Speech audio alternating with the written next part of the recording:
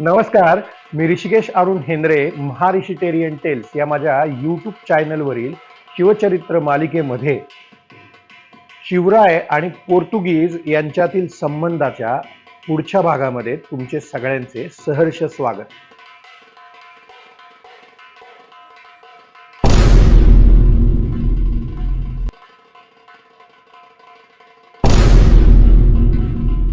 इसवी सन 1667च्या नोव्हेंबर महिन्यात शिवाजी महाराजांनी गोव्याच्या बारदेश प्रांतावर स्वारी केली, जो पोर्तुगीजांच्या ताब्यात होता. पोर्तुगीजांच्या आश्रयाला राहून स्वराज्याला उपद्रव करणाऱ्या देसायांचा बंदोबस्त करून स्थानिक हिंदूंची जबरदस्ती धर्मांतरे करणाऱ्या आणि हिंदूंना धर्माच्या नावाखाली त्रास देणाऱ्या धर्मांध पोर्तुगीजांना शासन करणे, ही दोन कारणे शिवाजी महाराजांची या स्वारीच्या पाठीमागे होती. शिवाजी महाराजांनी गोव्याच्या बारदेस प्रांतात सैन्य घुसवले आणि अवघ्या 3 दिवसातच पोर्तुगीजांना आपल्या गुडघ्यावर आणून ठेवले. पोर्तुगीजांच्या प्रांतातनं 1300 लोक पकडून नेले. 4 धर्मांध पादऱ्यांची डोकी मारून ती पोर्तुगीज व्हॉइसरॉयकडे पाठवून महाराजांनी एक प्रकारे माझ्या राज्यात मी धर्मांतरासारख्या गोष्टी आणि धर्माच्या नावावर प्रजेचा छळ सहन करणार नाही असा संदेशच व्हॉइसरॉयला दिला होता. महाराजांच्या हल्ल्याने आधीच घाबरलेला व्हॉइसरॉय यामुळे आणखीच गर्भगळीत झाला आणि त्याने महाराजांचा मुक्काम डिचोली येथे असताना आपला रामोजी शेणवी कोठारी नावाच्या वकिलाला शिवाजी महाराजांकडे तहाची इच्छा प्रदर्शित करण्यासाठी पाठवली. महाराजांनीही त्याला अनुकूलता दाखवली. यानंतर लगेचच व्हॉइसरॉयने हिंदूंनी पोर्तुगीज प्रांत सोडून जावा किंवा ख्रिश्चन व्हावे हा फतवा मागे घेतला आणि शिवाजी महाराजांनी पोर्तुगीजांच्या प्रदेशातून पकडून नेलेले 1300 कैदी आणि जनावरे सोडून दिली. महाराज आणि पोर्तुगीज यांच्यात तह होऊन असे ठरले की पोर्तुगीजांनी आपल्या आश्रयाला असलेले लखम सावंत, केशव नाईक, नारबा सावंत आणि मल्लू शेणवी यासारख्या देसायांकडून स्वराज्याला त्रास होणार नाही याची खबरदारी घ्यावी. बालाघाटवरून होणाऱ्या मालाच्या वाहतुकीला मराठ्यांनी उपद्रव देऊ नये. पोर्तुगीज आणि मराठ्यांच्या जमिनीवर आणि समुद्रात मैत्रीचे संबंध असावे आणि कोणत्याही कारणाने दोघांनीही एकतर्फी निर्णय घेऊन ही मैत्री तोडू नये. आपल्याला न पटणाऱ्या गोष्टींचा खुलासा मागावा असे ठरले. हिंदूंच्या हद्दपारीचा आदेश व्हॉइसरॉयने यापूर्वीच मागे घेतला होता, त्यामुळे याचा उल्लेख या तहाच्या कलमांमध्ये नाही. या मैत्रीच्या तहानंतरही पोर्तुगीज आणि मराठ्यांचे छोटे मोठे खटके उडत राहिले आणि देसाई सुद्धा त्रास देतच राहिले. महाराजांच्या भिवगड तर्फच्या सुभेदार रायाजी गंगादासाने पोर्तुगीज व्हॉइसरॉयच्या वारंवार हे लक्षात आणून दिले आणि त्यानंतर पोर्तुगीजांनी नाईलाजाने या देसायांना आपल्या प्रदेशातून हकलून दिले. दिनांक 28 मे 1668 रोजी पेडणेच्या सुभेदाराला म्हणजेच विरोप पंडित यांना व्हॉइसरॉयने कळवले की देसाई पोर्तुगीज हद्दीतून बाहेर पडले आहेत. पोर्तुगीजांनी हात आकडते घेतल्याने आता लखम सावंत वगैरे देसायांना महाराजांना शरण जाण्यापासून गत्यंतर नव्हते आणि त्यामुळे ते महाराजांना शरण आले. महाराजांनीही उदार भावनेने त्यांना आपल्या चाकरीत घेतले आणि त्यांची देसाईपणाची वहिवाटही चालू ठेवली. यानंतर त्यांनी स्वराज्याला उपद्रव दिलेला दिसत नाही. म्हणजेच यानंतर हे देसाई शिवाजी महाराजांच्या स्वराज्याच्या कार्याला लागलेले दिसतात. देसायांचा बंदोबस्त जरी झाला तरी पोर्तुगीजांशी खटके उडतच होते. त्यामुळे पोर्तुगीजांचा बंदोबस्त करण्याचे महाराजांनी मनोमन ठरवले. आता तुम्ही म्हणाल की मनोमन ठरवले की तुम्हाला कसे कळले? तर महाराजांच्या पुढच्या काही हालचाली याची साक्ष देतात, त्या आपण पुढे पाहूच. अशा प्रकारे पोर्तुगीजांशी तह करून डिसेंबर महिन्यामध्ये महाराज राजगडी परत आले आणि त्याच दरम्यान मोगलांची 5,000 मनसबदारी मिळवून शंभूराजेही राजगडी परतले. आग्र्याला जाण्याआधी महाराजांनी आपले किल्ले आणि मुलूक पुरंदरच्या तहात ठरल्याप्रमाणे मोगलांच्या हवाली केला होता. आता पुरंदरच्या तहाच्या उर्वरित कलमांची अंमलबजावणीच एका प्रकारे या निमित्त सुरू झाली. आणखीन एक गोष्ट राहिली होती, ती म्हणजे बादशहाकडून महाराजांना राजा म्हणून मान्यता प्राप्त होणे. होय, औरंगजेब बादशहाकडून शिवाजी महाराजांना राजा ही पदवी होय औरंगजेब बादशहाकडून शिवाजी महाराजांना राजा ही पदवी. पुरंदरच्या तहाच्या वेळी मिर्झा राजांनी महाराजांना राजा हा किताब बादशहाकडून मिळवून देण्याचे वचन दिले होते, पण मिर्झा राजांना यामध्ये यश आले नव्हते. औरंगजेबाने त्यावेळी सदैवच याबद्दल टाळाटाळ केली होती. आता महाराजांनी शहाजादा मुअज्जम तर्फे हे साध्य करून घ्यायचे ठरवले आणि अखेर औरंगजेबाने महाराजांना राजेपणाचा किताब बहाल केला. दिनांक 9 मार्च 1668 रोजी महाराजांना लिहिलेल्या एका पत्रात औरंगजेब म्हणतो, आमचा बहुत लोभ तुम्हावर आहे, याच करता तुम्हास राजेपणाचा किताब दिला आहे. पेशजीपेक्षा अधिक काम करून दाखवावे म्हणजे सर्व मनोरथे पूर्ण होतील. तुमचे कार्याविषयी विनंती केली तीही बंदोबस्त यथास्थिती घडून येईल, खातरजमा ठेवावी. म्हणजेच औरंगजेब शिवाजी महाराजांना राजा किताब देऊन माझा तुमच्यावर खूप लोभ म्हणजे प्रेम आहे असे सांगत होता. आग्र्यात महाराजांच्या जीवावर उठलेला औरंगजेब शंभूराजांना 5000 मनसबदारी देत होता. महाराजांना राजा किताब देऊन तुमची सर्व कामे होतील याची हमी देत होता. हे दोन कट्टर शत्रू म्हणजे शिवाजी महाराज आणि बादशाह औरंगजेब अशा रीतीने एकमेकांशी सलोख्याने वागत होते. यालाच राजकारण म्हणतात. हे दोघेही एकमेकांना अगदी पुरते ओळखून होते. आता महाराज आग्र्यातून औरंगजेबाच्या तावडीतून सुटून आपल्या प्रदेशात औरंगजेबाच्या पासून खूप दूर सुरक्षित पोहोचले होते. औरंगजेबाला यावेळी दख्खनमध्ये स्वारी करणे शक्य नव्हते आणि महाराजांना नमवणे दुसऱ्या कोणत्याही सरदाराला तुर्तास शक्य नव्हते याची त्याला जाणीव होती. आणि म्हणूनच औरंगजेब महाराज त्याच्या हातातून सुटून गेल्याने मनोमन चिडला असला तरीही महाराजांशी प्रेमाने वागत होता, कारण त्याला उत्तरेतील प्रश्न सोडवण्याची प्राथमिकता होती आणि म्हणूनच त्याला दक्षिणेत शांती हवी होती. यासाठी त्याने आदिलशहा बरोबरही सलोख्याचे धोरण अवलंबले होते आणि सप्टेंबर 1668 मध्ये त्याने त्यांच्याशी तह करून टाकला. आदिलशहाने औरंगजेबाला सोलापूरचा किल्ला व त्याखालील 180 होणाचा मुलूक देऊन हा तह करून घेतला होता. महाराजांनाही यावेळी आपल्या स्वराज्याची घडी बसवण्यासाठी वेळ हवा होता. सततच्या युद्धांमुळे प्रजा त्रस्त झाली होती आणि पुरंदरच्या तहामुळे बराच मुलूकही मोगलांकडे गेला होता. सैन्याची आणि प्रशासकीय व्यवस्थेची पुनर्बांधणीसाठी त्यांना वेळ आणि शांतता हवी होती. वेळ आली की महाराज आणि औरंगजेब दोघेही एकमेकांच्या विरुद्ध दंड ठोपटून रणांगणात उभे होणारच होते. शेवटी औरंगजेब हाच आपला अंतिम शत्रू आहे हे महाराजांना माहीत होते आणि शिवाजी महाराज आणि स्वराज्य संपवल्याशिवाय औरंगजेबाच्या साम्राज्याला पूर्णत्व येणार नव्हते हे औरंगजेबालाही माहिती होते. महाराजांनी आदिलशहा आणि कुतुबशहा यांच्याबरोबर सुद्धा तह केला होता हे आपण मागेच पाहिले. आता महाराजांनी समुद्रावर आणि समुद्र किनाऱ्यावर आपले सामर्थ्य वाढवायला सुरुवात केली.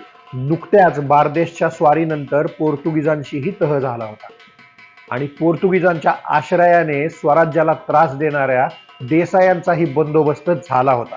त्याच दरम्यान म्हणजे ऑक्टोबर 1668 मध्ये महाराजांनी आदिलशहा बरोबर एक नवीन तह करून संपूर्ण पश्चिम किनारपट्टीची सुभेदारी प्राप्त करून घेतली. या बदल्यात त्यांनी आदिलशहाला फक्त 6 लक्ष होन देण्याचे कबूल केले. याचा उल्लेख आपल्याला डचांच्या पत्रामधून मिळतो. पश्चिम किनारपट्टीची सुभेदारी प्राप्त होताच महाराजांचे सैन्य कोकणात आणि पश्चिम किनारपट्टीवर समुद्रात आणखीनच सक्रिय झाले. त्यांनी आता उघडपणे साष्टी बार्देश प्रदेशावर आपला मालकी हक्क सांगण्यास सुरुवात केली आणि लगेचच बार्देशमधील अनेक गावे आपल्या ताब्यात घेतली. पोर्तुगीज यामुळे पुन्हा एकदा जाम हादरले. त्यांनी आपल्या संरक्षणाची तयारी सुरू केली आणि ते महाराजांच्या हालचालीकडे अगदी जागरूकपणे लक्ष ठेवू लागले. याच दरम्यान गोवा काबीज करून पोर्तुगीज सत्ता समूळ नष्ट करण्यासाठी महाराजांनी एक विलक्षण असा धाडसी प्रयत्न करायचे ठरवले. इसवी सन 1668च्या ऑक्टोबर महिन्यामध्ये गोव्याचा व्हाईसरॉय कॉन्दी द सावेसंती हा मृत्युमुखी पडला. हंगामी व्यवस्था म्हणून त्याच्या जागी 3 अधिकारी व्यवस्था पाहू लागले. यामुळे प्रशासनामध्ये येणाऱ्या संभाव्य गोंधळाचा फायदा महाराजांनी घेण्याचे ठरवले. महाराजांनी आपले अनेक सैनिक वेगवेगळी कारणे सांगून छोट्या छोट्या तुकड्यांनी गोव्यामध्ये पाठवले.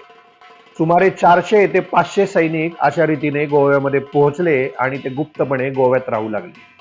लवकरच ही संख्या वाढणार होती. ही संख्या साधारण 1000 ते 1200 वर पोहोचल्यावर एका रात्री अकस्मात उठाव करायचा. त्याच वेळी बाहेरून महाराजांनी आपल्या सैन्यासह हमला करायचा. अशा रीतीने पोर्तुगीजांची लढण्याची सिद्धता होण्यापूर्वीच आतून आणि बाहेरून हल्ला करून गोवा काबीज करून घेण्याची ही योजना होती. योजनेप्रमाणे सैन्य गोव्यामध्ये घुसू लागले आणि ही योजना कार्यान्वित होऊ लागली. महाराजही राजगडाहून 8000 ते 10000 पायदळ व 1000 घोडदळासह वेंगुर्ल्यास आले आणि तेवढ्यात गोंधळ झाला. दुर्दैवाने ही योजना उघडकीस आली. कशी उघडकीस आली हे आपल्याला कळत नाही, परंतु गोव्यात घुसलेले सर्व सैनिक पकडले गेले. पोर्तुगीजांनी या सगळ्यांना गोव्यातून बाहेर हाकलून दिले आणि पोर्तुगीजही युद्धासाठी तयार झाले. महाराजांना आपला बेत रद्द करावा लागला. गोव्याचा नाद सोडून महाराजांनी त्या भागातील आपल्या किल्ल्यांची पाहणी सुरू केली. अनेक ठिकाणी शिबंदी बदलून रसद व दारुगोळ्याची तरतूद किल्ल्यावर केली गेली आणि सगळे किल्ले सज्ज करण्यात आले. याचमुळे पोर्तुगीजांची नाकेबंदी होणार होती. या प्रसंगाचे तपशीलवार वर्णन इंग्रजांच्या कारवारच्या वखारीतून सुरतेला पाठवलेल्या एका पत्रातून आपल्याला मिळतो. याच पत्राचा स्क्रीनशॉट मी इथे देत आहे. व्हिडिओ पॉज करून तुम्ही तो वाचू शकता. यानंतर महाराज वेंगुर्ल्यातून भरतग्राम महालातील नार्वे या गावी आले. म्हणजेच आजचे डिचोली तालुक्यातील नार्वे हे गाव. नार्वे येथील सप्तकोटेश्वराचे देवालय एक अतिशय प्राचीन आणि ऐतिहासिक मंदिर होते. हे मंदिर गोव्याच्या राजदैवतांपैकी एक मानले जाते. कदंब राजघराण्याचे कुलदैवत असलेले श्री सप्तकोटेश्वराचे मंदिर 10व्या शतकापासून ते 14व्या शतकापर्यंत तिसवाडी येथील दिवडी म्हणजेच आजचे दिवार बेट ह्याच्यावर होते. हे मंदिर जरी आज अस्तित्वात नसले तरी आजही कातळ करून तयार केलेली मंदिराची पुष्करणी म्हणजेच तलाव ज्याला कोटी तीर्थ म्हणतात आपल्याला दिवार बेटावर पाहायला मिळतो. काही दिवसापूर्वीपर्यंत येथे फुटबॉलचे ग्राउंड होते. आत्ता तिथे काही दिवसापूर्वीच याचे उत्खनन होऊन हे पुन्हा एकदा पुनर्जीवित करण्यात आले आहे. कदंब राजांनी या देवालयाला राजाश्रय दिला होता. त्यांची श्री सप्तकोटेश्वरावर अपार श्रद्धा होती. कदंब राजे स्वतःला श्री सप्तकोटीशा लब्धा वारवीरा ही बिरुदे अगदी अभिमानाने मिरवत असत. याचा अर्थ श्री सप्तकोटेश्वराचा आशीर्वाद प्राप्त झालेले वीर असा होतो. गोव्यातील चांदोर, गोपिकापट्टणा आणि इतर ठिकाणी साधारण 1932च्या पूर्वी सापडलेले जयकेशी प्रथम, जयकेशी ज्यांची कारकीर्द इसवी सन 1104 ते 1148 अशी होती. त्यानंतर जयकेशी तृतीय शिवचित्त परमादि देवा या राजांच्या सापडलेल्या सोन्यांच्या नाण्यांवर सप्तकोटेश्वर लब्धा वार प्रसादा म्हणजेच श्री सप्तकोटेश्वराच्या कृपेने अशी अक्षरे कोरलेली आहेत. म्हणजेच हे मंदिर साधारण इसवी सन 1100च्या दरम्यान बांधले गेले असावे. पुढे इसवी सन 1352 मध्ये बहमनी सुलतान अल्लाउद्दीन हसन गंगू याने कदंब राजांच्या राज्यावर आक्रमण करून ते जिंकले. नंतर तेथे 14 वर्ष या सुलतानाने राज्य केले.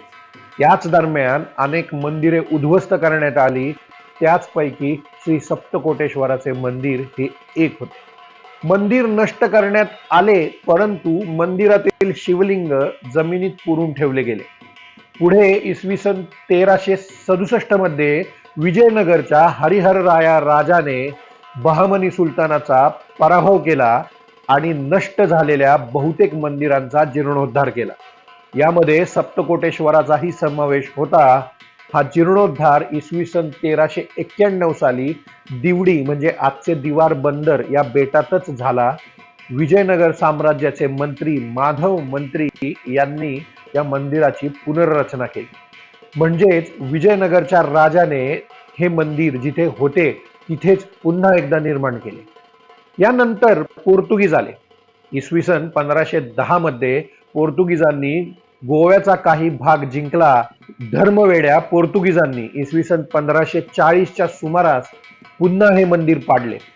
त्यातील शिवलिंग एका मंदिरावर आडवे टाकले गेले, ज्यावरून ख्रिस्ती लोक पाणी आणू लागले. नंतर भरतग्राम महालातील सरदेसाई श्री नारायण शेणवी सूर्यराव यांना दृष्टांत झाल्यावरून दिवडीच्या ईशान्येस 2 कोस अंतरावर लांब बारसे या गावी हे शिवलिंग नेऊन ठेवण्यात आले. तेथे ते 3 वर्ष होते. पुढे इसवी सन 1549 साली दिवडीच्या उत्तरेस पंचगंगेच्या उजव्या तीरावर त्यांनी या लिंगाची स्थापना केली. हा भाग पूर्वी हिंदळे या नावाने संबोधला जात असे, परंतु श्री सप्तकोटेश्वराची स्थापना झाल्यानंतर या स्थानास नार्वे म्हणून ओळखले जाऊ लागले आणि आजही हे मंदिर इथेच आहे. शिवाजी महाराज सप्तकोटेश्वराच्या दर्शनास गेले. त्यांनी या देवालयाचा जीर्णोद्धार केला. दिनांक 13 नोव्हेंबर 1668 रोजी त्यांनी देवालयाच्या पुनर्बांधणीचे काम सुरू केले. सप्तकोटेश्वराच्या मंदिराच्या महाद्वारावर आजही त्यावेळी खोदलेला शिलालेख कायम आहे. तो असा: श्री सप्तकोटेश शके 1590 किलकाब्दे कर्णिक कृष्ण पंचम्या सोमे शिवराज्ञा देवालयस्य प्रारंभः. यावरून शिवाजी महाराजांच्या आज्ञेवरून शके 1590च्या कार्तिक वद्य पंचमीला म्हणजेच 13 नोव्हेंबर 1668 रोजी या देवालयाच्या बांधकामाचा शुभारंभ झाल्याचे आपल्याला कळते. अलीकडेच या मंदिराचे पुन्हा एकदा नूतनीकरण करण्यात आले आहे आणि हे मंदिर अगदी पाहण्यासारखे आहे. तुम्ही सगळ्यांनी गोव्यात गेल्यानंतर जरूर भेट द्यावी. अशा रीतीने पोर्तुगीजांच्या विरुद्धची मोहीम फसली आणि पोर्तुगीज समूळ नष्ट होण्यापासून वाचले. परंतु या मोहिमेच्या कारणाने महाराज पुन्हा एकदा गोव्यात आले आणि त्यावेळी त्यांनी श्री सप्तकोटेश्वराच्या मंदिराची पुनर्निर्माण केले. ही गोष्ट साधी झाली नाही. आज आपण येथेच थांबूया. पुन्हा भेटूया पुढच्या भागामध्ये. तोपर्यंत जय महाराष्ट्र, जय शिवराय.